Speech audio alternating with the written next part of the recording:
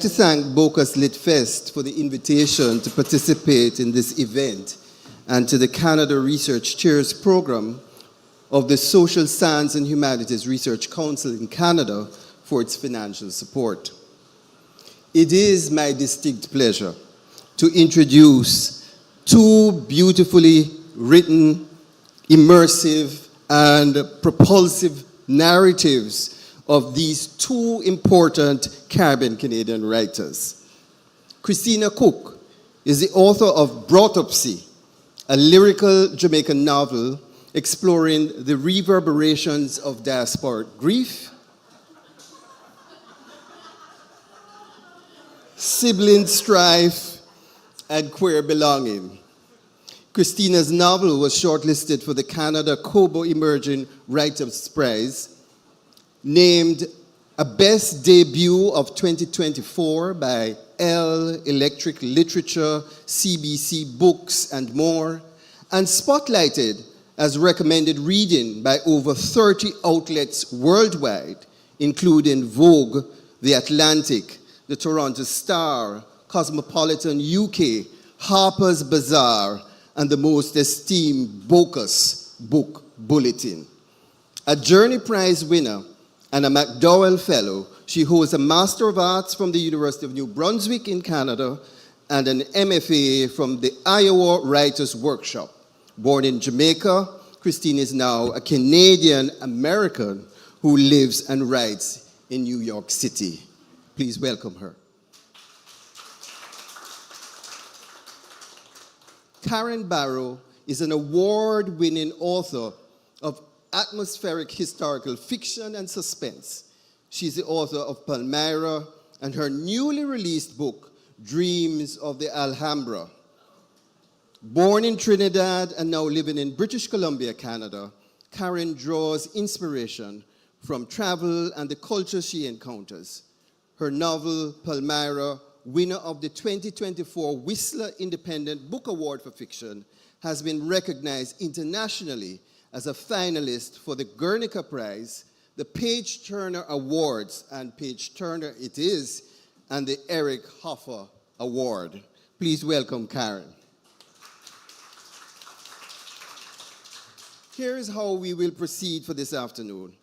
We're going to first begin with a reading by both authors, to be followed by a conversation among us three, then questions from the audience, and then we'll finish with a final reading. I will ask Christina to say in a sentence what your book is about, and then establish the context for the particular passage you're about to read. And then you could read for your time. And then Karen will follow with the same prescription. Christina.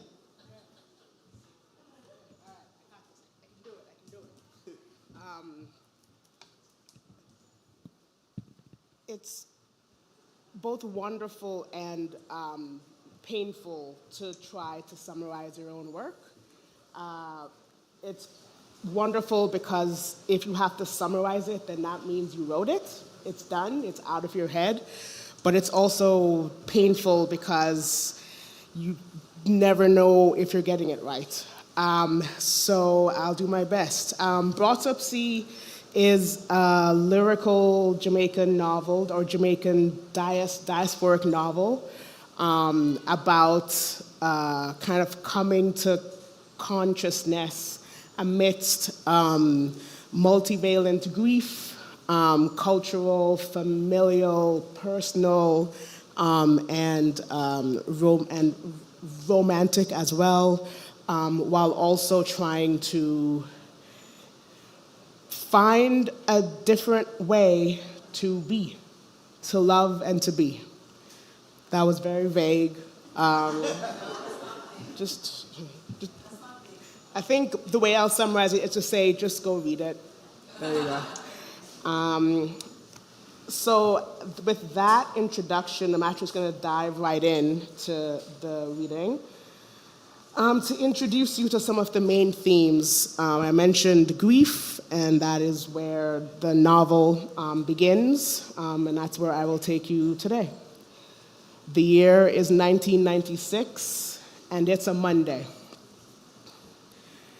My girlfriend Sarah and I walk through the hospital doors, up and around the large staircase as I recite the nurse's directions in my head. Take the hallway on the left, then another on the right, straight through the waiting room to a row of patient rooms, then turn, first door on the right, there he'll be. And there he is. My brother's hospital room smells like air conditioning and antiseptic and the musty stench of something decayed. I glance up at the far corner, afraid I'll see a muted TV showing black smoke gathering above green trees, like I saw the last time I was in a hospital, when I was 9 and my mother was declared dead. It's a long shot, the doctor says, rubbing his chin and handing over the forms, but we're running out of options. The illness is progressing quickly. It's worth taking a look. Daddy nods, signing the forms, then handing them to me. He doesn't read them, doesn't need to read them. He's been signing forms and sending my brother Bryson and me for tests in hospitals since I was 10. The tests should have caught this. I flipped through the pages and pages of fine print trying to take it all in. Just sign, Daddy says, sounding tired. Through the shut door, I can hear Bryson coughing, fever getting worse. Are you all of Bryson's next of kin, the doctor says? If there are other family members, it'd be ideal if we could test them too. I can't come, my older sister Tamika had said. She could and she should, but she won't. Because why? Because 10 years ago, my father packed up my family and flew us over the sea. My sister and brother and me, Daddy flew us first to Texas before finally making home here in Vancouver. I was 10 when we first left. Bryson was 2 and Tamika was 16. In my head, Tamika's still 16. Soon after we moved, Tamika left us abroad and went back home. All I know is that years passed with her in Kingston and us in Texas, then Canada, and Daddy calling her on the phone yelling. Back then, he was always yelling, calling her "Why idiot child for leaving." "What about Mommy?" Tamika would sometimes say. Who is here to tend to her? Every time the line would fall into hard silence, just heavy sighs echoing until someone hung up. Our mother is dead, so Tamika stayed behind, shaking her head in a never-ending no. But now our brother is dying, and there's me wanting my big sister. What a idiot child. Signing the form, I press the pen against the paper so hard that it starts to rip. Our sister is in Kingston, delayed by a plane that will never land. I watch my brother through the small room window, his breathing shallow as he tosses in his sleep. I hope he's dreaming of his sister sprinting through the airport, of her waving down the plane with her voice rising and arms flailing as she throws her handbag, her suitcase, throws her whole body, doing whatever it takes to stop the plane so she can climb on and come to him. Great, the doctor says, watching me sign. My assistant will walk you to the lab to get the blood work started. Who knows? One of you might be carrying just the thing we need. A nurse enters Bryson's room, introducing herself with a curt smile as she replaces one of the pouches hanging over his bed. Inserting the new needle into his IV line, She squeezes the pouch to start the flow. Drip, drip, Bryson's blood goes. Drip, drip, like counting seconds, losing time. So it doesn't end well for him. As you can probably surmise from that section, Akua, that's our main character here, her younger brother passes.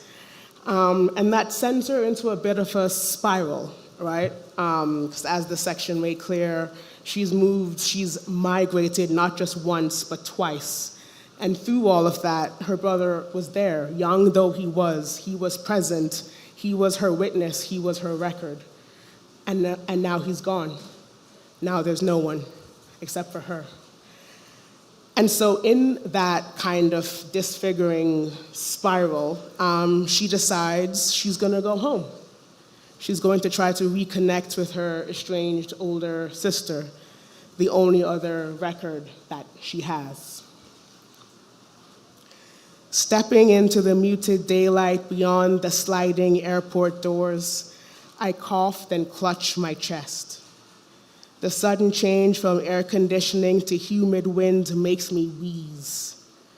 Coughing still, I walk to the curb, the crumbling concrete giving way to potholed road. Next to me is a woman in a teal church dress yelling at a man tying suitcases to a car roof with pieces of twine. Across the street is a patty stand with a long, long line, and next to it are men in mesh shirts leaning against a wire fence, blowing smoke through their noses as they puff and puff. And there are children selling Pepsi and coconut water from beat-up coolers, and porters pushing 2 full trolleys behind white families, their skin garish against all the black. And next to me, a child with black arms and black hair, and down the sidewalk black, and behind me black. And I look and look as I pull my suitcase closer, sneezing against car exhaust, billowing and patties baking and peanuts roasting in a pit hitched to a bike parked behind Corollas packed with 8, 10 passengers, and tour buses boasting AC, destined for resorts behind policemen wielding batons in wide arcs of move along, as so many people, black, the sight of us filling me till drowning. My God, I'm home. And that's it. I'm gone, drowning beneath memories of my childhood rippling high in hot crests. Chirp of tree frogs floating sonorous, each piercing chirrup rising on the wane of the last. I'm in my childhood home. I am 9 years old. Eyes shut, I pressed my hands against the slick pane of my bedroom window to feel the cool, damp night. Right here, the banana trees, the orange trees, the pumpkin patch that just wouldn't bear. Over there, the neighbor's house, the football fields, the hill leading to Spanish Town rising up in a smooth green curve. Up here, the clothesline, the water pump, the pipe to the underground well that sometimes doubled as a slide. Behind there, the rose bushes, the old satellite dish, the gaping pit from that house that caught fire, the earth dark and red like a crusted wound. Fingers spread, eyes open now. A lizard crawled across the glass, its white belly swelling red, then nothing, thick black nothing. A car started and sirens wailed and the frogs kept chirping. Isn't Nancy make it? That's what Miss Lou said. The woman on TV with the big smile and long brown dress and red plaid scarf tied round her head like a crown. It was my mother's favorite show. We used to watch it together, just her and me, every Sunday after church. And Nancy tricked poor Better Toad to jump in a pot of boiling water, And ever since, whoa, long high whine curving up, ending shrill like a scream. And the trees and the earth and the pigs' snouts and the reason why cows go moo is a Nancy make it. So she said. Should I pause there or keep going? A little bit more? Okay. Why didn't you come, I asked Tamika. His funeral, I say a little louder. The hospital, all of it. Why didn't you come? Pursing her lips, Tamika's as quiet now as she was when we first left, when Daddy made all his plans for our first departure. He said we needed a new start, that it was what our mother wanted. Tamika asked him if he crawled into her grave and asked her himself. After our mother died and Daddy came home with our US visas, Tamika barricaded herself in her bedroom. She was going to start sixth form right there at home like her and Mommy had planned. Why? Daddy yelled, threatening to break down the door. She wouldn't answer. All she did was slide her scholarship letter under her door day after day, the seal on the top waxy and bright. Hampton School for Girls. Our mother went to Hampton, so she was going too, and that was that. After a while, my father gave up banging and emptied the house around her, trying to smoke her out with silence. Tamika sucked the smoke in and turned it back on us all. For 10 years, all I knew of my sister was her voice through the phone. I thought our brother dying would be enough to bridge this distance I didn't understand. Why didn't you come? I ask again. Still silence. So I ask again and again till she turns on the radio and switches to the news.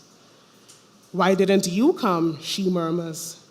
All this time since you leave your father's house and you never come look for me. She grips the steering wheel tighter as I stare at her, head spinning as I open and shut my mouth with the press and pause of traffic. We are sisters, not friends. Our shared blood means there is nothing here to earn, to covet, to lose. We will remain sisters no matter what happens, no matter what we do or don't say or how many years we're apart. I want to scream in her face, but instead I clamp my lips against all my angry questions. You wanted me to come to you, but you left us. And for what? I chew the inside of my cheek. Tamika keeps driving, sighing with the relief of knowing I'm due no answers. My sister did not come to my brother's funeral. That's that. Thank you.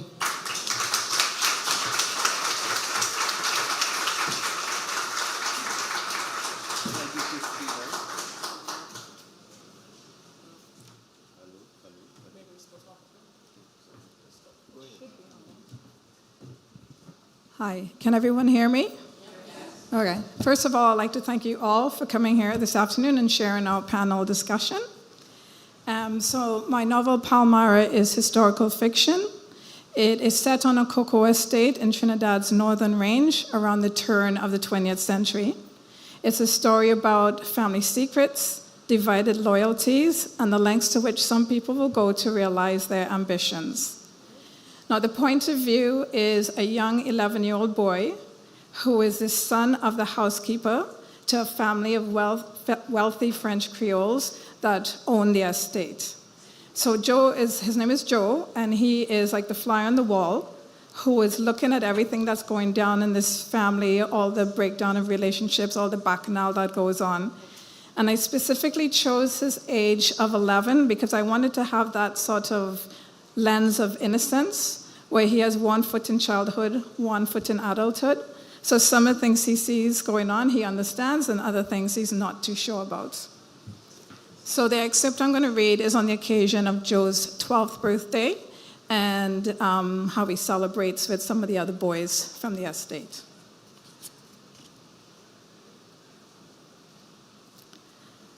My 12th birthday comes at the end of November, which Olive celebrates by baking me a double sponge cake topped with lemon icing, most of which Kermit devours.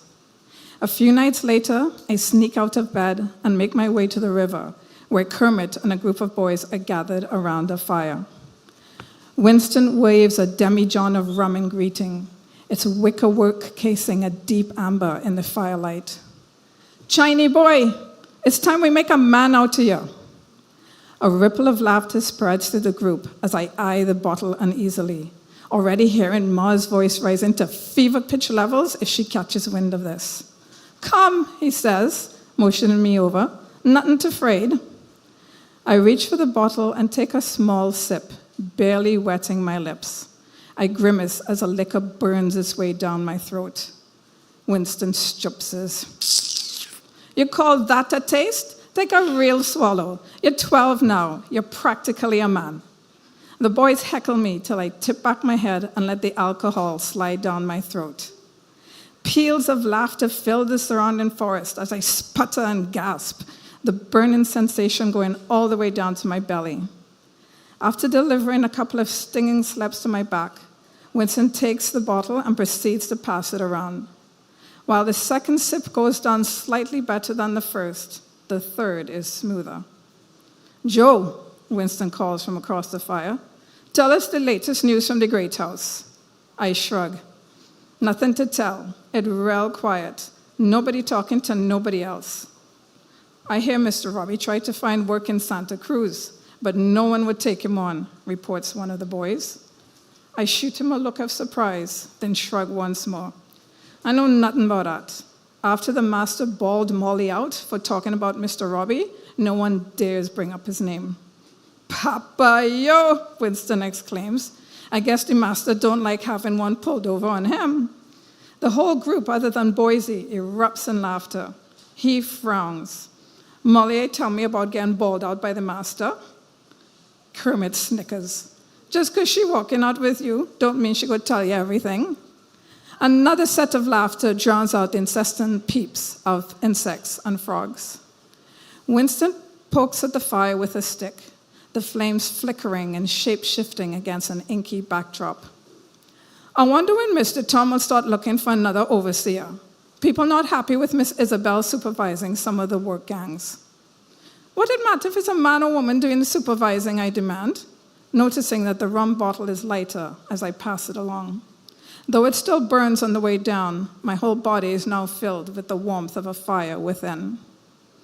"You know anybody who like taking orders from a woman?" Winston demands. "Ma takes orders from the mistresses," I reply.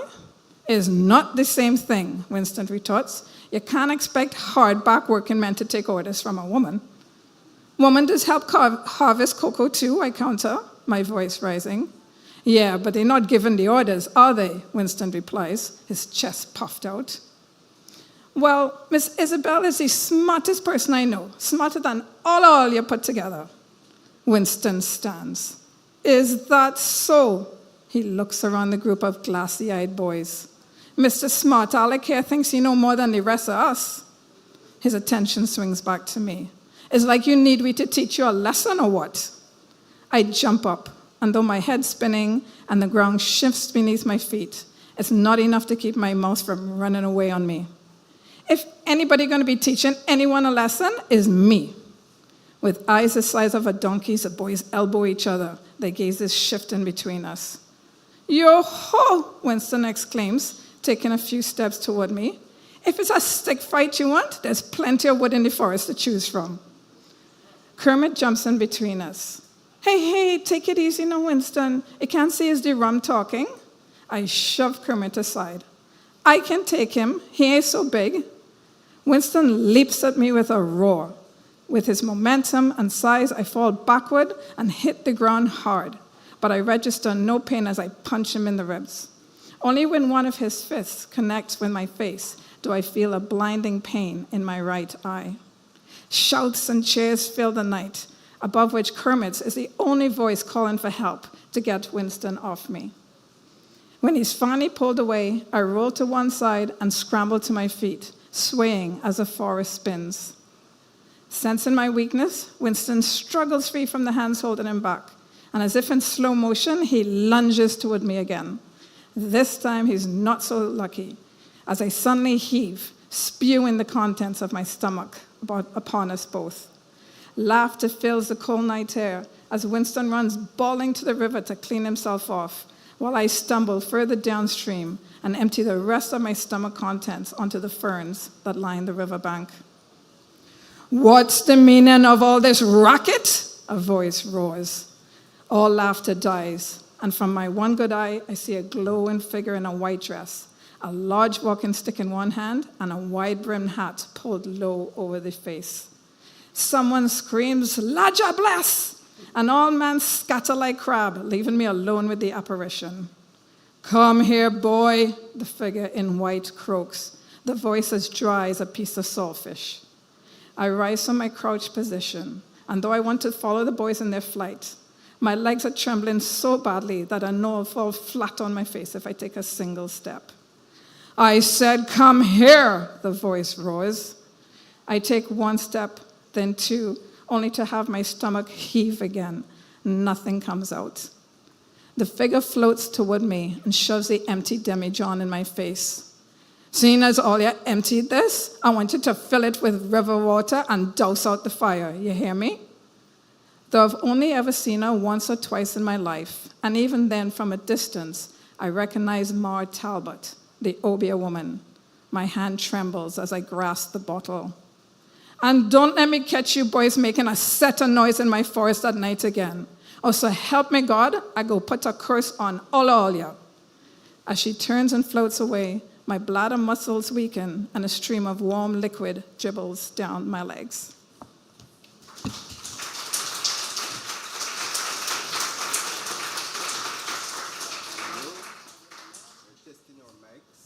Hello, hello, hello. Yeah. Hello, hello. Get There in we there. go, there we go. So the past is another country.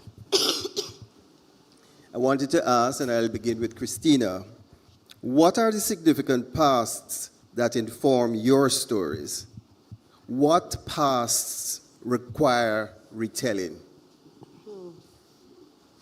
What past require retelling?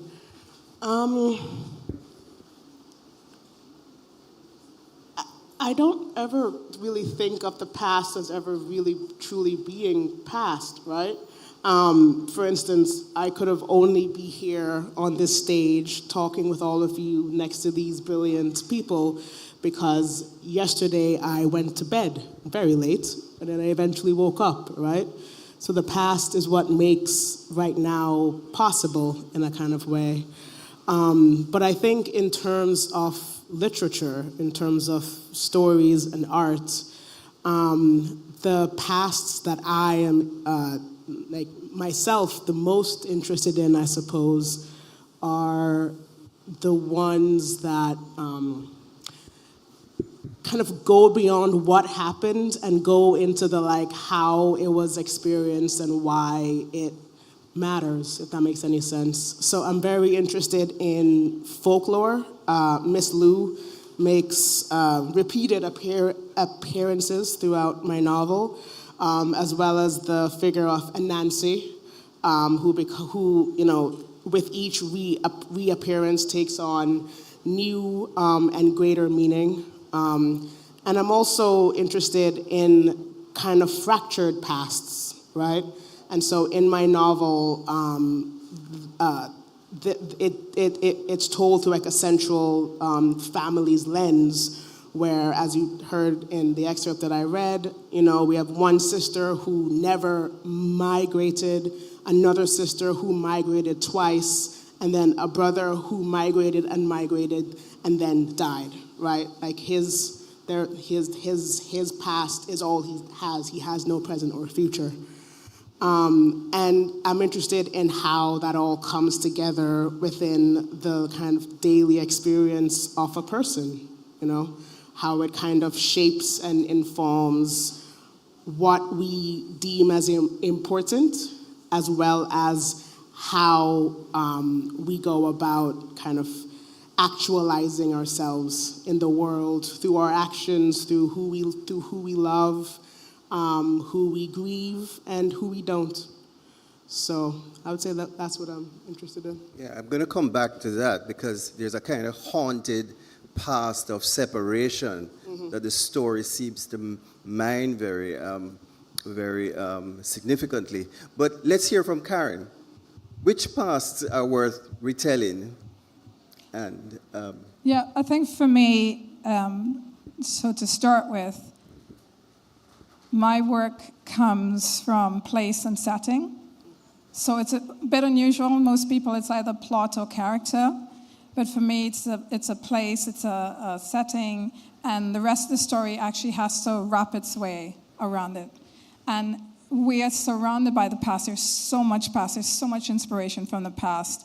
So I'm not sure there's necessarily any past that's more important than another, at least not to me.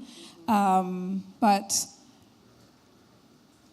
yeah, for Palmyra, I specifically chose the turn of the 20th century because that was a time of change. And certainly here in the Caribbean, it was also, we all grew up here with the importance of education. I mean, from very young, it's rammed down our throat that you have to do well at school and how important it is. So I felt that had to be a theme within my book. And of course, Joe being 11 and his mother has aspirations that he gets a pass to go to there's only 2 high schools in the country at that time. It's about 1898, and they're both in Port of Spain. So that's the focus. So the whole idea at that time in Trinidad, education was starting to filter down from the elites to, and especially more like secondary education, and then even there was starting to be some scholarships to go and do post-secondary studies. So that's the reason I chose that turn of the century for that setting. But it's set on a cocoa estate, and cocoa was king around that time from about the 1880s for a couple of decades. So it sort of fitted in. So it was more like doing my research and finding out what was important, like what was going on historically and how to weave that into the story. yeah, but the particular story that you tell plays with past histories, familial ones. You want to comment on that one? The familial hauntings that resurface as the narrative unfolds. Yeah, again, that's not stories from my family past. It was actually a gentleman who, it's funny when a story starts to gel and you start talking to different people and story starts to come from all different places. And I spoke to someone who has a French Creole history.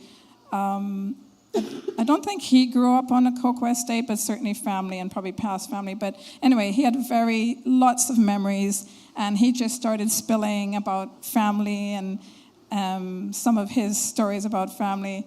And it was just so fascinating that, not that anything in that book happened, but some of the characters definitely were inspired by some of his family history. So it wasn't mine, I kind of stole somebody else's family history. Inspired by. Inspired by. Creative license. You mentioned memory. So let's go back to Christina's book. You set up a kind of calendar-like structure for dividing up the narrative, almost like it's a diary entry, marked at the same time with an anticipation for future days to come. So we have Thursday, 17 days left. Memory loops function as an interruptive device to that chronology of that temporal frame. And in this novel, I wonder if you connect such memory interruptions to characters' trauma. What do you see as the role of memory in this novel? I think in my novel, memory is what gives the present action meaning, because I was very interested in in that kind of like fictitious space between chronological time, right, as it's been taught to us in school and as, you know, we understand it on a clock, with experienced time, which is that we don't actually experience things in this kind of very neat linear order, right?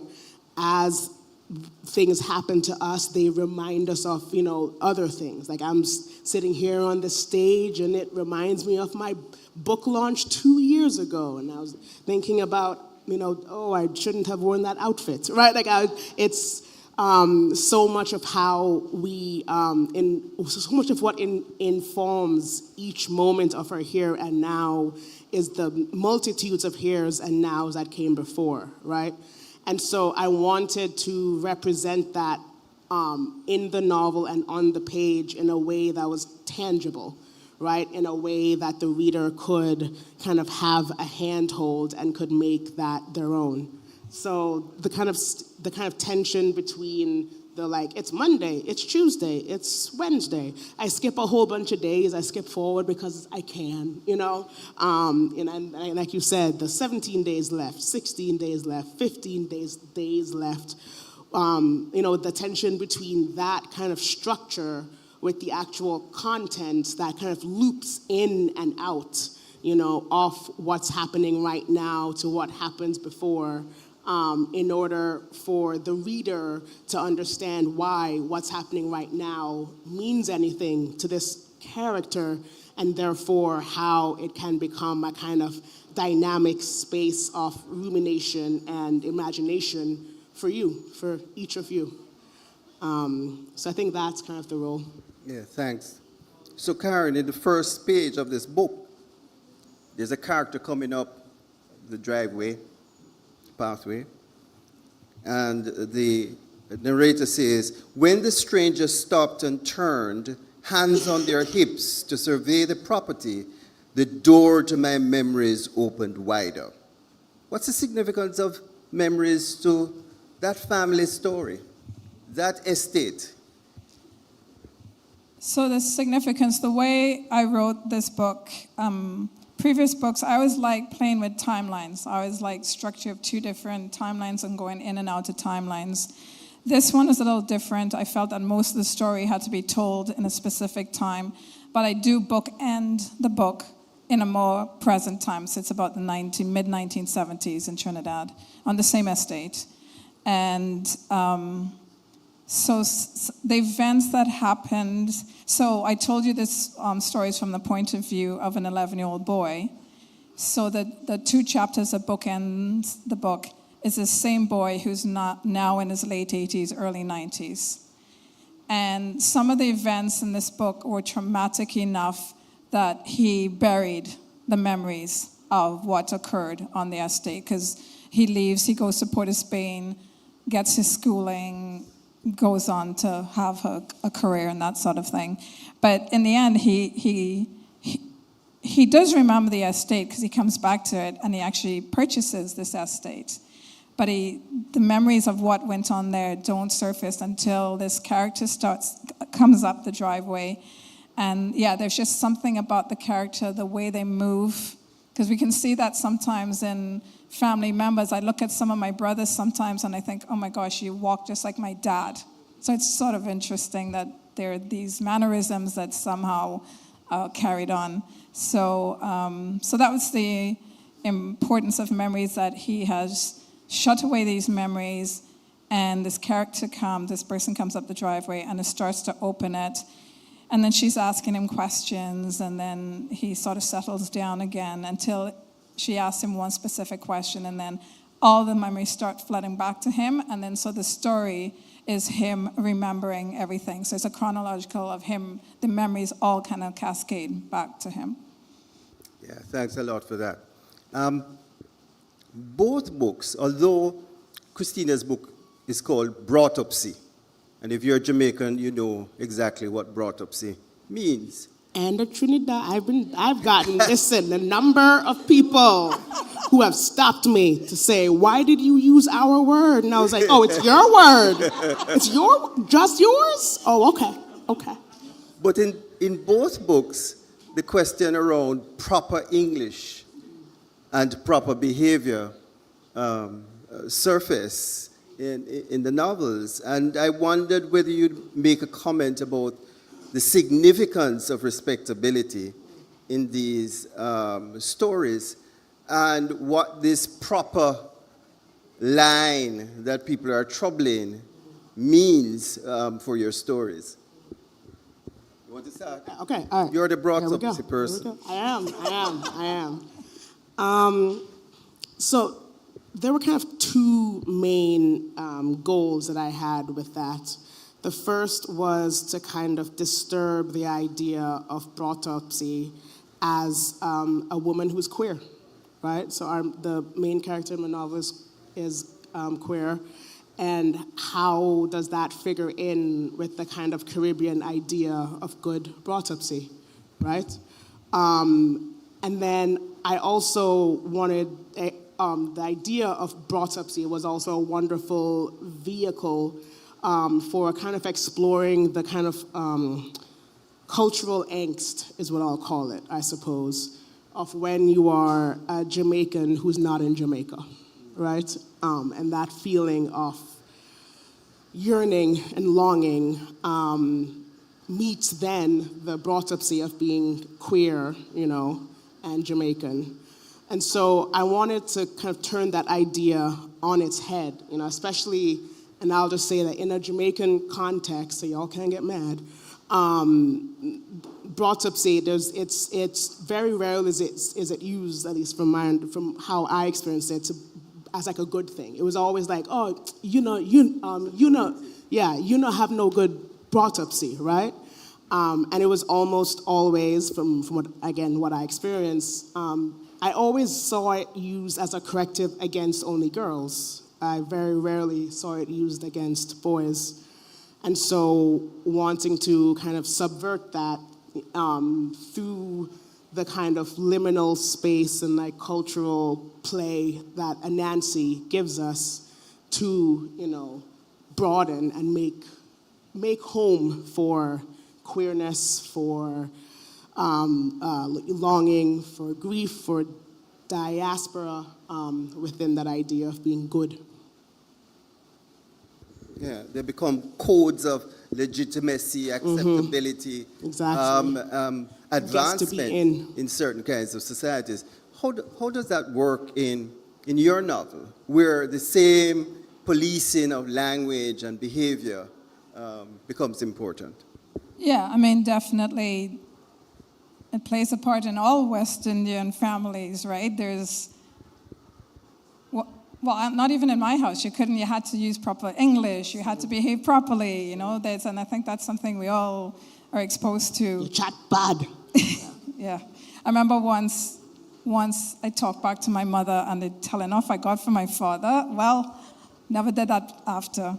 But yes, this whole sense of when you can use, because colloquial language has a cadence, there's a beautiful cadence, and we're very tempted to always want to fall back into it and to use it, because it's almost, and there's a sense, okay, when you're in front of your mother, you behave one way, and so when Joe is with his friends, he behaves another way. And even in the writing of it, one of the tricky things I had to do was how much to write in the colloquial. That was a very fine line, and I certainly had readers to say, I think the first time I attempted it, they said no, it was too much. And you don't want to get people trying to get lost in the language and trying to figure out what you're saying, and then you lose the story, right? So it became a fine line as to how much to make it sound Trini without it being too hard. So that definitely was it was a challenge, but it wasn't too bad. Having people read your work definitely helped. Thank you. Last question before we invite the audience to participate. Simple question. Is romance a site of rebellion in your novels? Yes. Could you elaborate? Yeah, it absolutely is. romance becomes a site of rebellion, of asserting personhood, which is very different from asserting individualism, right? Because in my novel, the romance is it's for connection, it's for kind of energizing and for kind of like fulfilling and fulfilling through the act of just being intimate with another. And it's also a means of translation, right? It's a way of kind of acting out in the world this thing that, that means so much to you and is in there, and you don't know how else to get it out except to love. So romance becomes kind of the site of rebellion and complication. And it's also the catalyst that kind of forces all the various parts of, Akua, Jamaican, second-born, immigrant, diasporic, and queer, and it coheres through love. Difficult to love, but through love. What about you, Karen? So in Palmyra, romance probably stretches it a little bit. I mean, there's definitely, there are two sisters, and a handsome stranger arrives, so you can imagine. But both sisters want something different. And so it's more what, like one sister is traditional. She wants to be married, to have a family. She wants the respectability of that. The other sister wants to be independent. She wants to run the cocoa estate. And she sort of sees herself as a boss, and this stranger would be someone to help her, but help her achieve a goal, which is to run the estate. So one gentleman, two sisters, two different agendas, and everything that falls out from there. But both of them structured by the society that places women's relationships as part of your access to capital, So there's that too. Anybody in the audience would like to participate in asking questions? The floor is now open. We're nice, we swear.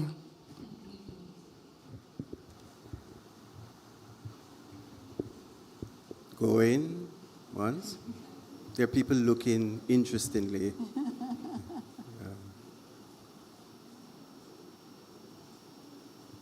Okay.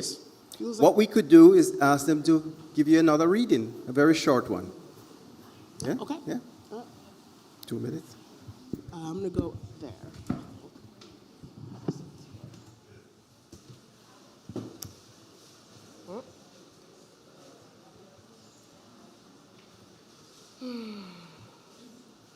Okay. No, I'm not reading from that. That's giving away too much. Okay, so I'm going to read from a section where Akua, she's landed, she's in the Norman Manley Airport, and she's about to re-enter Jamaica for the first time in 10 years. "You're Jamaican," the custom official says. "Yes." "What part?" he says, rifling through my passport with my birth certificate tucked inside. "What part am I Jamaican?" He looks up, adjusting a strap on his vest. "What parts of Jamaica are you from?" "Here," I respond, "Kingston. It says so on my birth certificate," but he keeps watching me. He's grinning a little. We both know I don't need to include my birth certificate.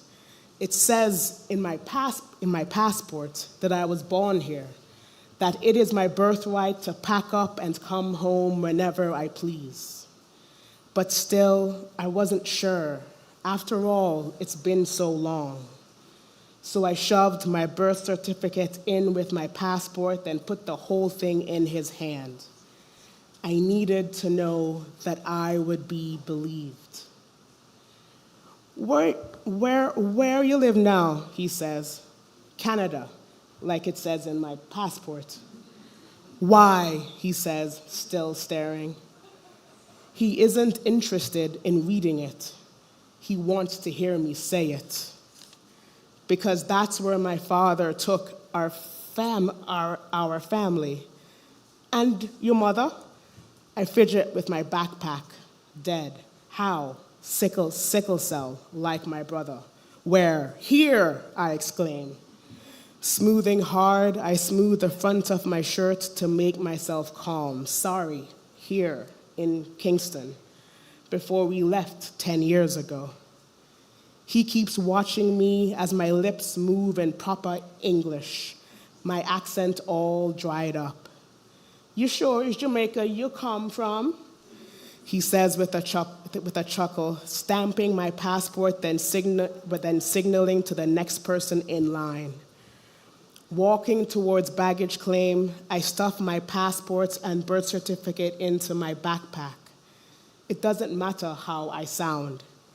Behind me, I can hear the stamp and swoosh of the customs official clearing the line. I know where I'm from. Huffing, I take 3 long strides, then arrive at my carousel.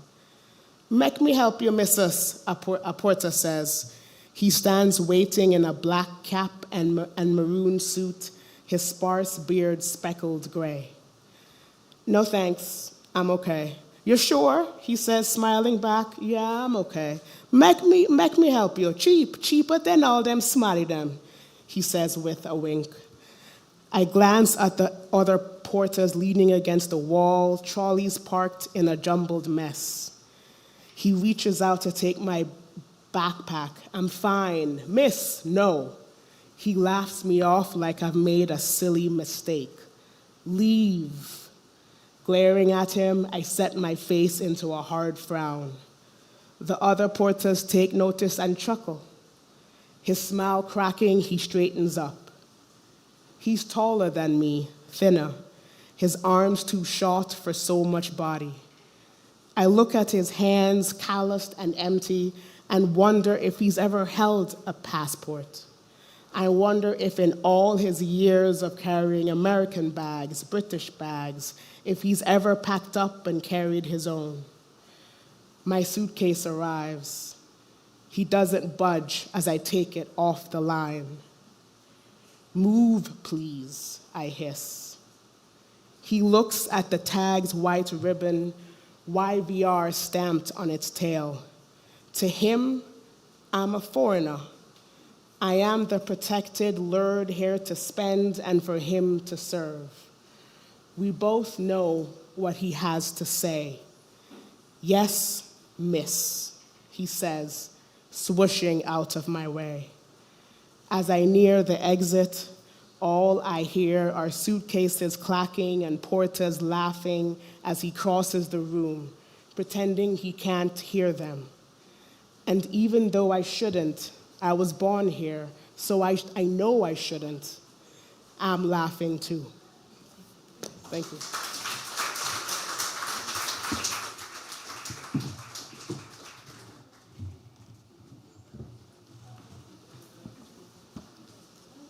So this is the second chapter when Joe's memories start to roll back. Trinidad, West Indies, 1898. Joe, where are you? Your mother looking for you. You're supposed to be at your studies. Knee-deep in cold water, our hands hovering over the surface of the flowing river, my friend Kermit and I ignore the distant summons of the estate manager. My gaze is fixated on the crayfish ambling along the riverbed as I tense in anticipation of the speed I'll need to grab the crustacean. There you are. You didn't hear me calling or what? I slip on the mossy rocks and with a splash, land chest first into the water. I rise, soaked to the bone, Kermit laughing to kill himself, and my prey nowhere in sight. Oh gosh, Mr. Tom, get away. Never mind about that. Your mother been hollering for you these past 20 minutes. Now you're going to soak yourself. You know you're not told to get your backside tanned. I glare at Kermit as he belts out another peal of laughter. You staying or what? He shakes his head. Nah, I late as it is for weed in the garden patch. Wouldn't want my ma sending out the posse after me. I run back to the great house in my bare feet, my stomach churning with resentment that while the other boys are already working on the estate, I'm stuck at school, trapped by Ma's dreams that I can do better than settle for the life of a laborer. I slip into the room I share with Ma in the servants' quarters and hurriedly change into a dry pair of shorts and a shirt. After a dash to the clothesline, where I hang my soaking clothes, I follow the aroma of stewing beef to the kitchen. Seeing Olive with her back to the stove as her dark, fleshy hands work a ball of dough on the kitchen table, I quietly lift the lid from the pot and take a whiff of fragrant, curling steam. Stewed oxtail, my favorite. Ouch! The lid drops with a clang, my knuckles smarting from Olive's wooden spoon. What business you does have with my pot, young man? If you know it good for you, you better go find your mother. She's been looking for you the past hour. I find Ma in the laundry room, sorting the master's shirts and the mistress's dresses, which the laundress pressed earlier that afternoon. Her white cotton apron and floral skirts are as crisp now as they were this morning. She looks up sharply from her task. Where have you been? Gallivanting around as usual, I suppose, instead of attending to your studies. How do you expect to better yourself if you don't get that college exhibition? I open my mouth to deliver a smart aleck reply, fed up with the continual reminders of what will happen if I don't win a scholarship to one of only 2 boys' high schools in the capital city, Port of Spain. And none of your back chat, you hear me? She places her slender hands, the color of milk cocoa, on her slim hips. Did you pick the grapefruit for the master's breakfast like I asked? I lower my eyes. Go do it right now, and make sure you don't leave any line on the ground. As soon as you're done, come back here and open your books. Christina Cooke, Karen Barrow. Thank you. Thank you for coming. They'll be available outside to sign books if you've gotten them. And we now move right into the next session. Coming up, a conversation between Raymond Antrobus and Andre Bagou. Thank you for coming.